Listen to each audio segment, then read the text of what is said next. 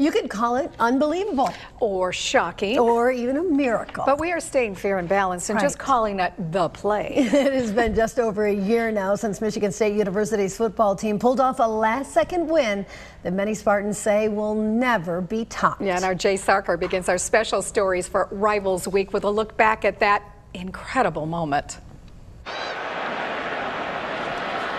Whoa, he has trouble with the snap, and the ball is free. It's picked up by Michigan State's Jalen Watts-Jackson, and he scores on the last play of the game. Unbelievable. Unbelievable barely does it justice. The finish between Michigan State and Michigan last year will go down as one of the most unlikely in college football history. Longtime radio announcers George Blaha and Jim Brandstetter were both on the call that day and remember it from two different perspectives, as one might expect. It all came down to that one play, and the Spartans were rushing more people than Michigan was going to be able to block. So if that kid's going to have any problem with that snap, there could be a chance for a fantastic finish for the green and white, and it turned out it was. It was almost mind-boggling how fast it happened and what they were able to do. It's one of those things that happens. You learn something new every year. Every game something new happens, and that's what I learned, that when the coach says you got to play for 60 minutes, he's not lying. Making that one critical mistake at the one critical point in the game, it went all wrong for Michigan and went all right for Michigan State. Under Mark D'Antonio, the Spartans are no strangers to making incredible plays in the final moments of a game.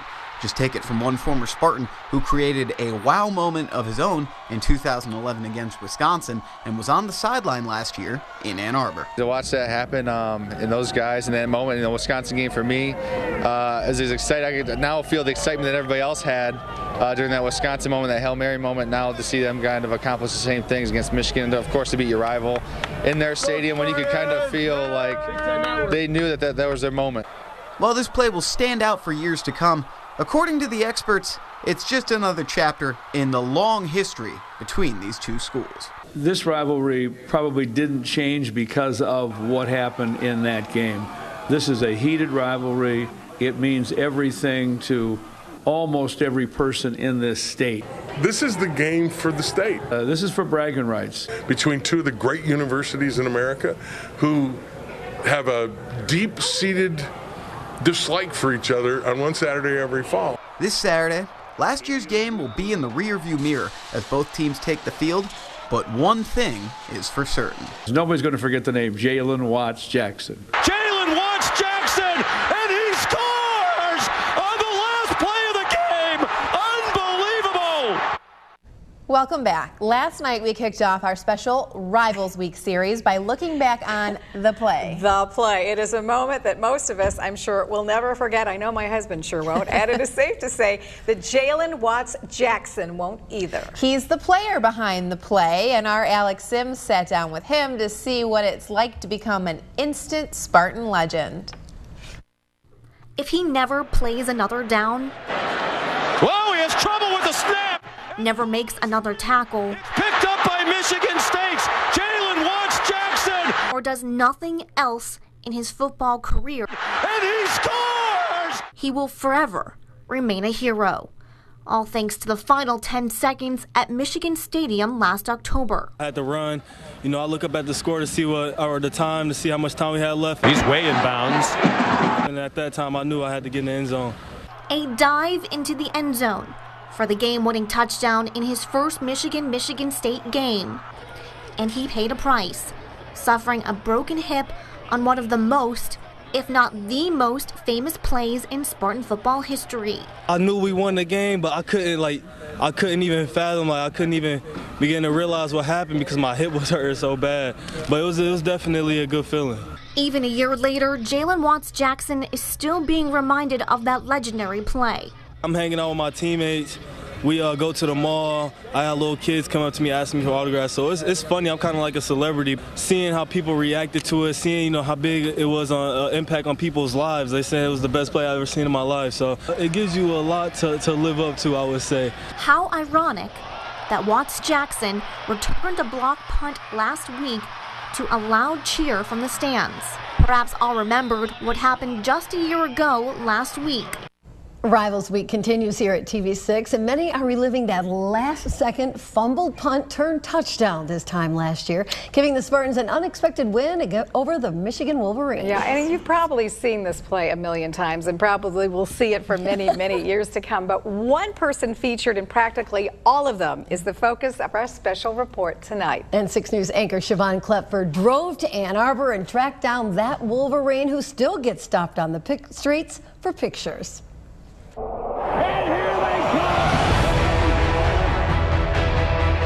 He's taller than most of his team at a towering 6'5". He's been Michigan football since he was just 5 years old. But it was this play last year that truly changed his life forever. O'Neill's been terrific with the rugby-style punts. We all thought, punt was definitely the way to go. Our punter last year, Blake O'Neill, was insanely good. Every punt, it seemed like he could pin it at the 1 yard line, or certainly like inside the 5. Whoa, he has trouble with the snap, and the ball is free. It's picked up by Michigan State's Jalen Watts-Jackson, and he scores on the last play of the game. Let's pause it right here. Sure, people still stop Jalen Watts-Jackson or former Wolverine punter Blake O'Neill to talk about the play, but another key player wasn't actually on the field at all. Chris Baldwin was right here in the stands. Just remember after he scored, just, complete chaos, from the people around me, from the state fans in the stadium, the players on the field running all over and jumping up and down. Apparently I did a pose. Unbelievable! I didn't realize it in the moment, definitely. I didn't know that I was on camera or anything until probably 20 minutes, a half hour after the game. My phone, I started feeling a bunch of texts and calls, and people even said I was doing the same pose, in the stadium or in my living room or something, but you were just happened to be the one that was caught on camera for it. 6 News caught Chris on camera the day before the big game last year. He was camping out with his friends for college game day. Being a Michigan fan my whole life, I went through some rough years, and now that we're finally back, it's definitely a lot more encouraging. These days, the encouraging still comes from all over. U of M students, visiting players and fans, and news stations all asking the same thing. Can we see the pose one more time? I love it. The day of, everybody, wow, look at this, and look at this kid, isn't that funny how devastated he is? And I certainly figured, by the next Saturday, that'll pretty much be the end of it. We'll move on to the new games. Not even close, because soon after, ESPN came calling and did a feature on him. The Surrender Cobra. They also flew him to Atlanta for the ESPN College Football Awards. Because they had the play of the year, and no surprise, that was the winner. So they had me present the trophy to Coach D'Antonio, hand it over, shake his hand, say congratulations, that sort of thing. But perhaps the biggest honor, Whoa, he has trouble with the snap, being forever immortalized in plastic. Watts-Jackson, and he scores on the last play of the game. Yeah, that was a cool one. That was probably one of the bigger honors I got, was to have a Lego modeled after me. That was fun to see. Yeah, it's just another fun thing. And Chris has been having fun with all this fame, but he doesn't want to keep the pose all to himself. In fact, he hopes to see many others doing it on Saturday as well, just so long as they're wearing different colors. I guess you got to give it right back to them, right? I want to see a lot of green, with the hands on their head and the shocked look. I guess you got to give them the taste of their own medicine, I guess. So we'll just go with that. Here for you from the big house in Ann Arbor, Siobhan Klepfer, 6 News. That is priceless, right? I love that report. The whole story. Thank oh my you. goodness. Thanks, Siobhan. Welcome back. Well, this week we have showed you the play, and then we met the player, and yesterday we went to Ann Arbor and visited the fan. Well, today we're back in East Lansing and visiting with part of the Michigan State University Band. Now, the MSU Marching Band has nearly 300 members, but the 32 members of the Drumline are the heartbeat of the band. Our wonderful chief photographer, David Parks, takes us inside the Drumline, and we learned there's so much more going on than just keeping the beat.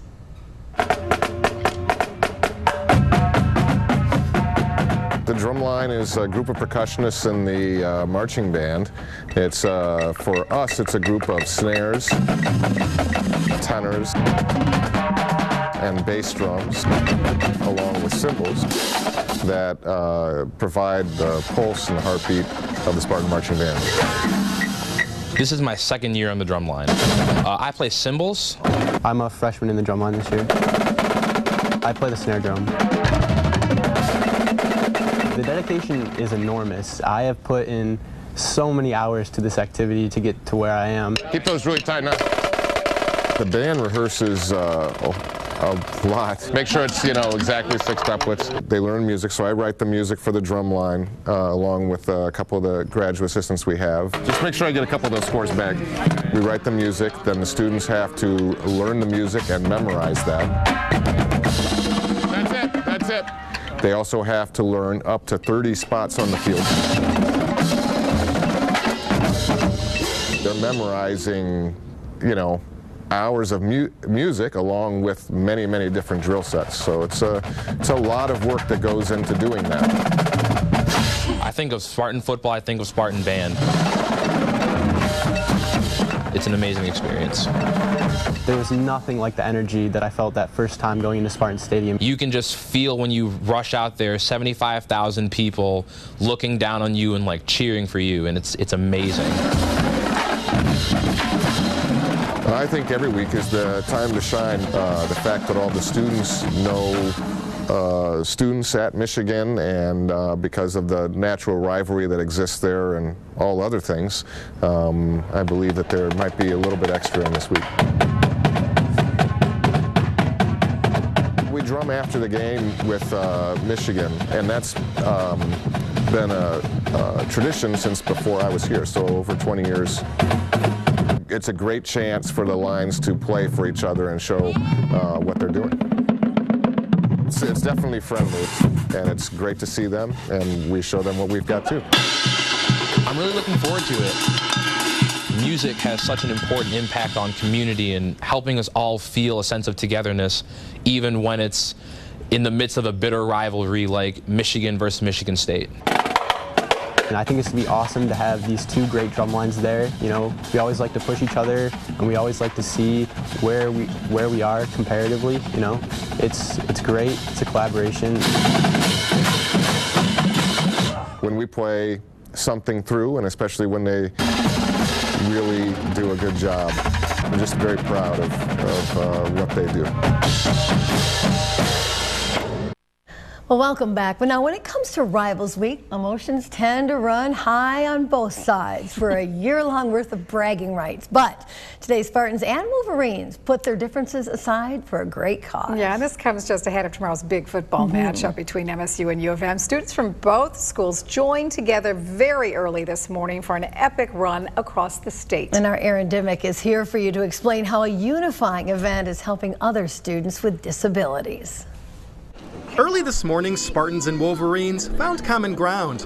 Alex's Great State Race brought together ROTC cadets from both schools for a run that stretches from Ann Arbor all the way to East Lansing. So we're all in the Army, we're all going to be officers in the Army one day, so it's just kind of building that camaraderie. This race is in honor of MSU student Alex Powell. He passed away from cancer 5 years ago, and a way for me to heal was just to give back, and this is my way of giving back. Now in its third year, the run is a fundraiser for disability services at both universities. We're really excited for this because the people we run for sometimes aren't able to do that. Starting in Ann Arbor, each cadet runs 5-mile spurts with some precious cargo, the game balls for tomorrow's big game.